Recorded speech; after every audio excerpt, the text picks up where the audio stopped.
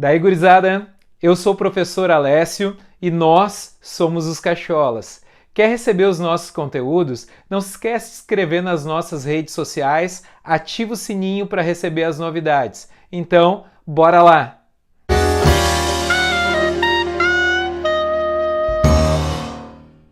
Daí, gurizada, tudo bem com vocês?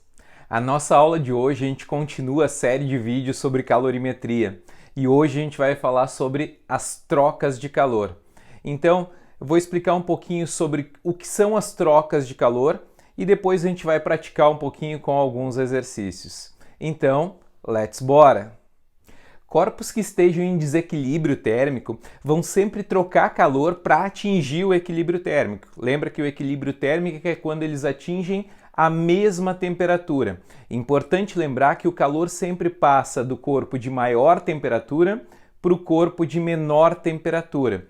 Num sistema termicamente isolado, a soma dessas quantidades de calor cedidas por uns corpos, recebidas por outros, sempre vai ser igual a zero. Então, a gente parte sempre para a resolução dos nossos problemas de trocas de calor, que a soma das quantidades de calor cedida mais as quantidades de calor recebidas tem que ser sempre igual a zero. Num sistema termicamente isolado, a gente vai somar todas as quantidades de calor, algumas positivas e outras negativas, e tem que ser igual a zero. Quando o sistema não for isolado, além dessas quantidades de calor trocadas entre os corpos, eu tenho que também somar a quantidade de calor cedida para o ambiente ou recebida do ambiente. Um calorímetro é um recipiente termicamente isolado que não permite a troca de calor entre os corpos que estão dentro dele, entre as substâncias que estão dentro dele e o ambiente externo. Em vários problemas a gente fala em calorímetro ideal. O calorímetro ideal, além de não permitir a troca de calor com o meio externo, ele também não troca de calor com os elementos que estão dentro dele. Um exemplo de calorímetro é a garrafa térmica. Ela não é um calorímetro ideal, a gente sabe que ela vai poder receber calor do ambiente ou ceder calor para o ambiente, dependendo da substância, da temperatura da substância que eu tenha dentro dela, mas ela é um exemplo de calorímetro porque ela tenta impedir essa troca de calor entre o ambiente externo e os elementos que estão dentro da garrafa térmica. Para que a gente possa resolver problemas que envolvem trocas de calor, a gente precisa lembrar de toda a parte de quantidade de calor e os tipos de calor que eu posso ter. Lembra que eu posso ter um calor que é chamado de sensível. Calor sensível é aquele que é provocado por uma variação de temperatura.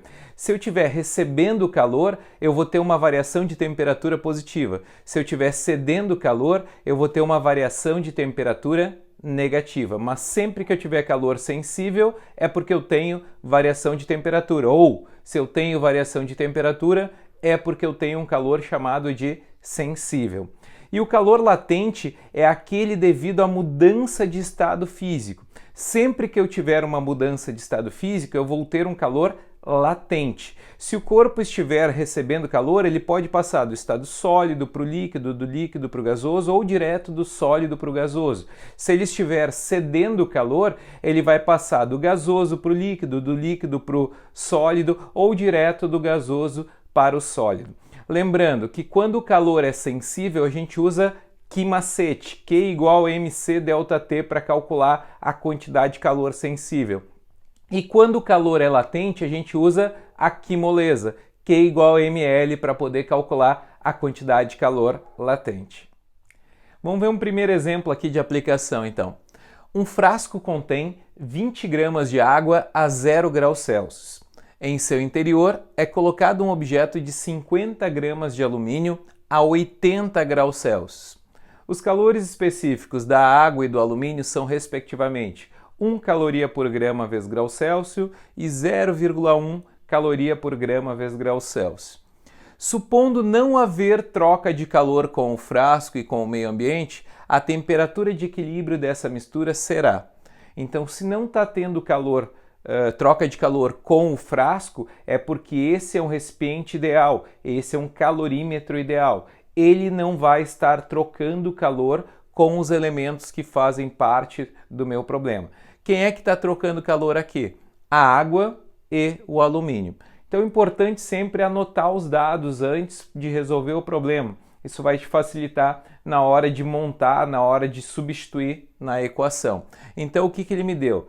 Que a massa do alumínio era de 50 gramas, a temperatura inicial do alumínio 80 graus Celsius, calor específico do alumínio 0,1 calorias por grama vezes graus Celsius. A massa da água 20 gramas, temperatura inicial da água 0 graus Celsius e o calor específico da água 1 caloria por grama vezes graus Celsius.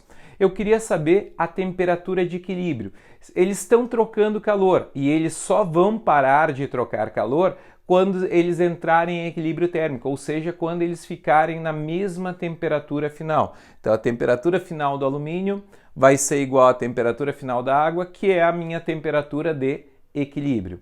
O que a gente sabe? Que toda a quantidade de calor trocada tem que ser igual a zero. A quantidade de calor perdida mais a quantidade de calor recebida tem que ser igual a zero. Quem é que está trocando calor? O alumínio e a água. O alumínio que estava a 80 graus Celsius vai perder calor, vai diminuir a temperatura. A água que estava a 0 graus Celsius vai receber calor, vai aumentar a temperatura. E eles vão se encontrar numa temperatura de equilíbrio entre essas duas temperaturas. Então, se meu problema, por exemplo, trouxer uma resposta que a temperatura não esteja entre 0 e 80, eu posso já eliminar essa resposta. Já é uma alternativa a menos para eu marcar, porque eu sei que a temperatura de equilíbrio tem que ficar entre aquelas duas temperaturas. Como eles vão estar aumentando e diminuindo a temperatura, o calor que eu tenho nesse caso é um calor sensível. Então, para o alumínio, calor sensível, MC ΔT do alumínio. Para a água, calor sensível, MC ΔT da água. Aí eu tenho massa, calor específico, temperatura inicial. A única variável do meu problema é a minha temperatura de equilíbrio. Faço as multiplicações, faço 5 vezes temperatura de equilíbrio, 5 vezes menos 80 e depois isolo a temperatura de equilíbrio ali. Vou chegar que a minha temperatura de equilíbrio, neste caso aqui, é 16 graus Celsius, letra B. Outro exemplo, então.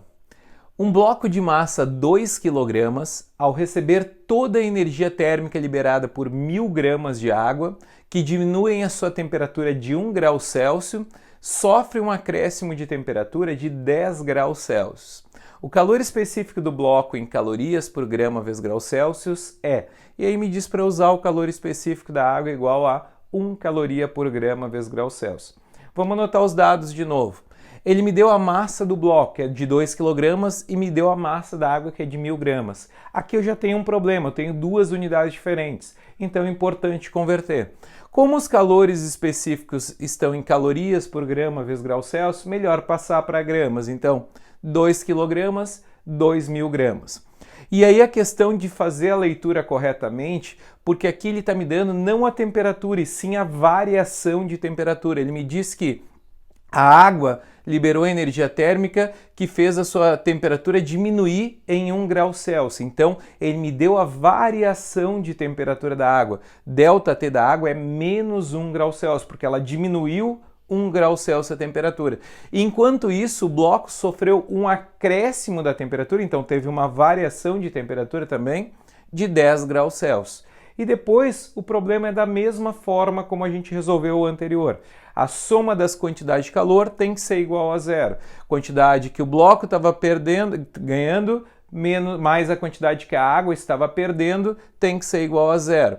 Como eles estão variando a temperatura, de novo, o calor é sensível. Posso substituir os dados, me deu a massa, me deu o calor específico e a variação de temperatura da água, a massa e a variação de temperatura do bloco, e quero saber o calor específico do bloco. Basta isolar, chego que o calor específico vai ser 1000 sobre 20.000, 0,05 calor específico, calorias por grama vezes graus Celsius. Letra D. Fazer mais um exemplo, então. Para se determinar o calor específico de uma liga metálica, um bloco de massa 500 gramas dessa liga foi introduzido no interior de um forno a 250 graus Celsius. Estabelecido o equilíbrio térmico, o bloco foi retirado do forno e colocado no interior de um calorímetro de capacidade térmica 80 calorias por grau Celsius, contendo 400 gramas de água que estão a 20 graus Celsius. A temperatura final de equilíbrio foi obtida a 30 graus Celsius. Agora ele me dá a temperatura de equilíbrio. Nessas condições, o calor específico da liga em calorias por grama vezes grau Celsius dá ali o calor específico da água. Então agora a minha pergunta é: quanto vale o calor específico dessa liga que foi colocada dentro do calorímetro? Então o que ele me deu ali? A massa do bloco, que era de 500 gramas, a temperatura inicial do bloco, porque o bloco foi retirado depois de estar em equilíbrio térmico com o forno. O forno estava a 250 graus, quando o bloco atinge o equilíbrio térmico, ele também está a 250 graus Celsius. Ele quer saber o calor específico do bloco. Me deu a massa de água que eu tenho dentro do calorímetro, 400 gramas, a temperatura inicial da água, que era de 20 graus Celsius, calor específico da água, que é de 1 caloria por grama vezes grau Celsius. Só que nesse problema eu preciso considerar também o calorímetro, porque o calorímetro tem uma capacidade térmica, isso é, ele vai trocar calor também com os elementos que estão dentro dele. Então eu tenho que considerar ele também no meu problema. Ele me dá a capacidade térmica do calorímetro, que é de 80 calorias por grau Celsius. Lembra? Capacidade térmica é a massa vezes o calor específico. Então ele está me dando essas duas informações em uma só. E ele me diz que a temperatura inicial, ou eu sei que a temperatura inicial do calorímetro também tem que ser 20 graus Celsius, porque dentro dele tem água em equilíbrio térmico. Então a água está a 20 graus Celsius, o calorímetro também. E mais do que isso, ele me diz que a temperatura, depois de todos trocarem calor, a temperatura de equilíbrio vai ser de 30 graus Celsius. Mas o jeito de fazer é exatamente o mesmo que os outros. A soma das quantidades de calor tem que ser igual a zero. Alguns vão perder, outros vão receber calor. Quem é que está perdendo calor e quem é que está recebendo calor aqui? O bloco, que estava a 250 graus Celsius, vai perder calor. A água e o calorímetro vão receber calor. Então a quantidade da água mais a quantidade do bloco mais a quantidade de calor do calorímetro tem que ser igual a zero. A quantidade da água está variando temperatura, calor sensível, MC ΔT da água. Do bloco está perdendo calor, também está variando a temperatura, MC ΔT do bloco. E o calorímetro também está recebendo calor, vai variar a temperatura, MC ΔT do calorímetro. Só que o M vezes o C do calorímetro é a capacidade térmica. Então eu estou trocando duas informações por uma só. E depois basta substituir. Me deu a massa de água, calor específico de água, temperatura final e a temperatura inicial da água. Ele entrava em equilíbrio térmico a 30 graus Celsius. Bloco, só não me deu o calor específico do bloco. Temperatura final, que é 30, menos a inicial, que é 250. Capacidade térmica do calorímetro, 80. Temperatura final menos inicial. Basta isolar o calor específico. Isolando eu fico 4.800 por 110.000, que dá 0,044 calorias por grama vezes grau Celsius. Então, independe da quantidade de elementos que eu tenha, alguns vão estar perdendo calor, outros vão estar recebendo, mas a soma das quantidades de calor sempre tem que ser igual a zero. Aqui, letra A. Gostaram da nossa aula de hoje? Gostou? Deixa o like, continua acompanhando o nosso canal, se inscreve lá se ainda não se inscreveu e até a próxima. Let's bora!